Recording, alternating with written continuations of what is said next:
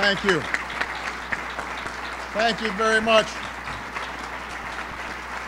Thank you. Please, please, everybody, thank you. Thank you very much. Thank you, everybody. Thank you so much. Please, everybody, take a seat. Thank you very much. Thank you. Thank you so much. Thank you, Patrick, for that generous introduction and for ensuring that the Kennedy family spirit of public service lives on as strong as ever. Some of the cabinet secretaries who are doing good work day in and day out on behalf of the American people have joined us tonight, so I want to make mention of them. Our outstanding Attorney General, Eric Holder.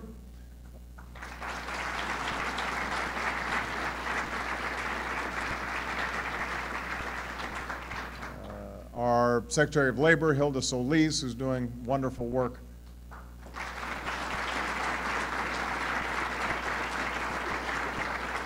Secretary of Health and Human Services, Kathleen Sebelius.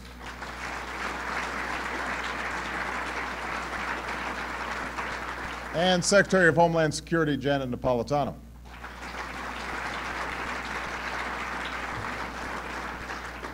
It's also a testament to Ted Kennedy that so many of his congressional colleagues and friends have come together for this cause, and I want to thank Ted's longtime friend and advisor and our newest member of the United States Senate, Paul Kirk, for his deep commitment to public service.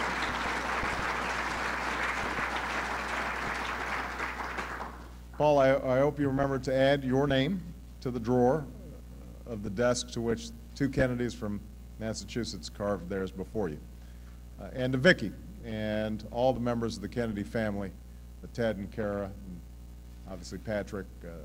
There are few who are not inspired by the grace and love that all of you have shown throughout a difficult time. Our friend Ted left us less than 2 months ago. In the days that followed, we gathered in Boston to celebrate his life with a joyous Irish wake of sorts at John F. Kennedy Library and with heavy hearts on Mission Hill. We watched as mourners lined the streets of Massachusetts and Washington in the rain to say a final thank you, and as decades worth of his colleagues and staff lined the steps of the Capitol to say a final goodbye. And we smiled as the caucus room in the Russell Building, a room where so much American history was made, was renamed for the three Kennedy brothers who served there. And over those days, there was some small measure of comfort in the fact that millions of Americans were reminded of Ted Kennedy's legacy, and a new generation came to know of it. His legacy as a man who loved his family and loved his country. His legacy as a senator who crafted hundreds of pieces of legislation and helped pass thousands more, all with an incalculable impact on the lives of ordinary Americans. His legacy as a mentor who not only taught so many young senators, including myself, but inspired so many young people and young staffers, some who entered public service because of Teddy, others who, because of him, just plain refused to leave. You know. Tonight, thanks to the efforts of each and every one of you, we're here to consider another legacy, one not yet written, of a man who loved the history and vibrancy of a uniquely American institution and was absolutely determined to keep it alive in our time. There is no greater tribute we could offer him than to make the Edward M. Kennedy Institute for the United States Senate a reality. When Teddy first arrived in the United States Senate, he immersed himself in the issues of the day and the concerns of folks back home, but he also threw himself into the history of the chamber. He studied its philosophical underpinnings. He studied its giants and their careers, the times that influenced its members and how its members influenced the times. He became fluent in procedure and protocol, no matter how obscure, until he could master the Senate as easily as he mastered the oceans. No one made the Senate come alive like he did. He loved its history and its place in our American story. Rarely was he more animated than when he'd lead you through the living museums that were his office and his hideaway office in the Capitol. They held memories that stood still, even as he refused to. And he could and he would tell you everything there was to know about each artifact, each object that you were seeing. Any of us who've had the privilege to serve in that institution know that it's impossible not to share Teddy's feeling for the history that swirls around us. It's a place where you instinctively pull yourself a little straighter and commit yourself to acting a little nobler.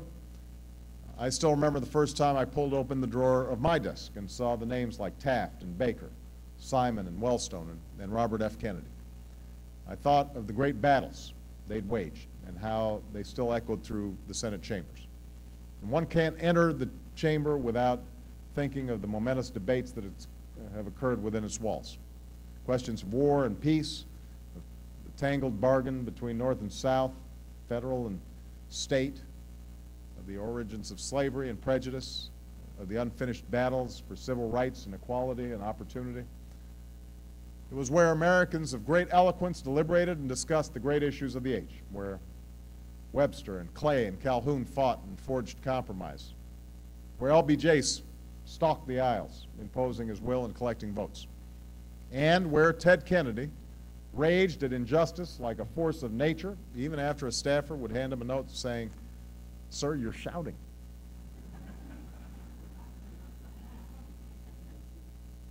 At its worst, it could be a place where progress was stymied.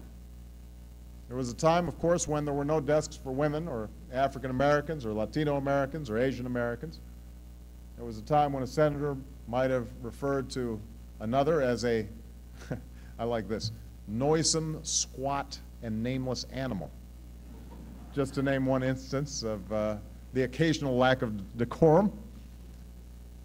And we should all view it as a positive sign that there hasn't been a caning on the Senate floor in more than 150 years. That's good.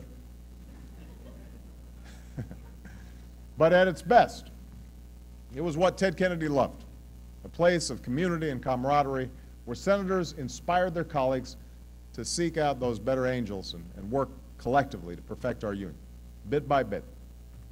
And in my time in the Senate, I never met a colleague, not even one with whom I most deeply disagreed, who didn't have a deep sincerity in his or her beliefs, an abiding love for this country, and a genuine desire to leave it stronger and better. Still, I know that many of us from both parties shared Ted's sentiment that something vital about the Senate has been lost. Where it once was a more personal and more collegial place, it's become more polarized and more confrontational. And gone sometimes is that deeper understanding of one another, that ideas that there are great battles to be won and great battles to be waged, but not against the person on the other side of the aisle, rather to be waged on behalf of the country. What Ted wanted to save above anything else is that sense of community and collegiality and mutual responsibility to our constituents, to the institution, and to one another. As senators, he wrote, we need to be vigilant that we don't lose track of the whole essence of what the Senate is, of what our involvement in it signifies, of our relationship with people, and of what all of that should lead to, which is the unfettered and vital exchange of ideas. That's why whenever heartbreak struck a colleague, he was always the first to call. That's why whenever a stalemate needed to be broken, he was the first to visit another senator's office. That's why whenever a debate got fierce, he never got personal, because that was the fastest way to ensure nothing got done. Once after he and Strom Thurmond went at each other for a few rounds, as you'd imagine Ted and Strom might do, Ted put his arm around him and said, "Come on, Strom, let's go upstairs and I'll give you a few judges."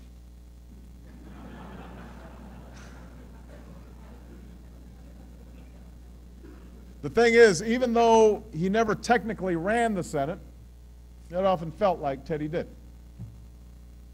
It was his arena. That's why if you came to the Senate hoping to be a great senator someday, he was who you went to see first. I know that's who I went to see first. Because rather than lord over it, Teddy sought to mentor others to better navigate.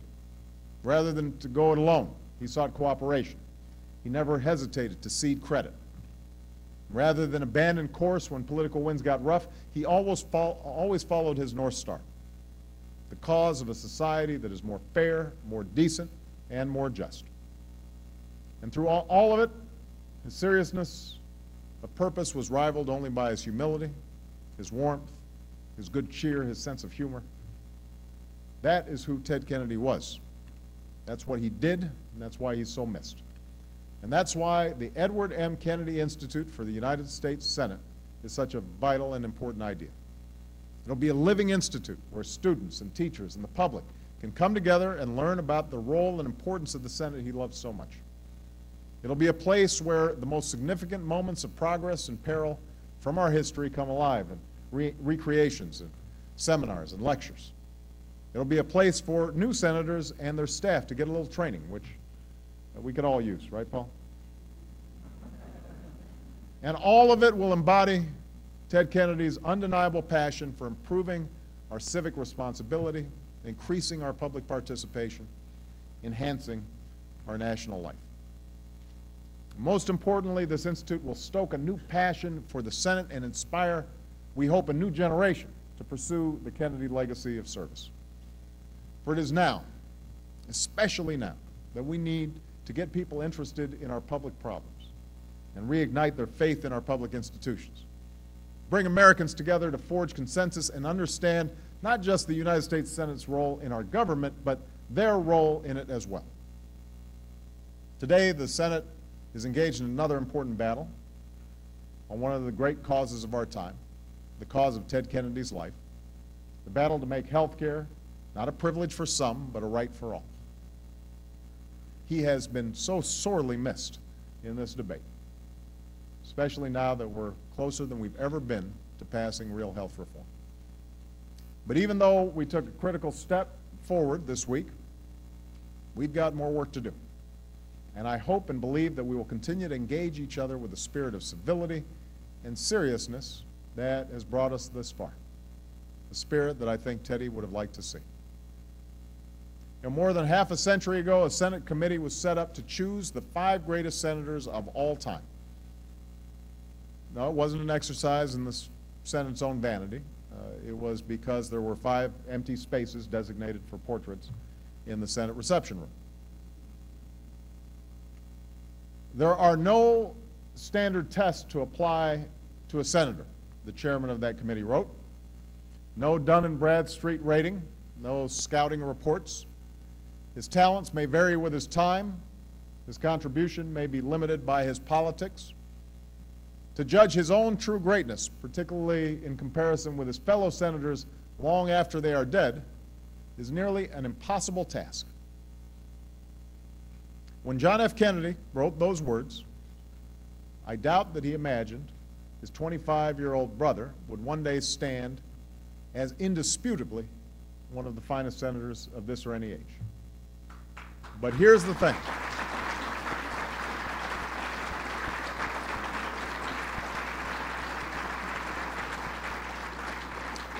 But here's the thing, Teddy didn't earn that distinction just because he served in the United States Senate for nearly 1 out of every 5 days of its existence.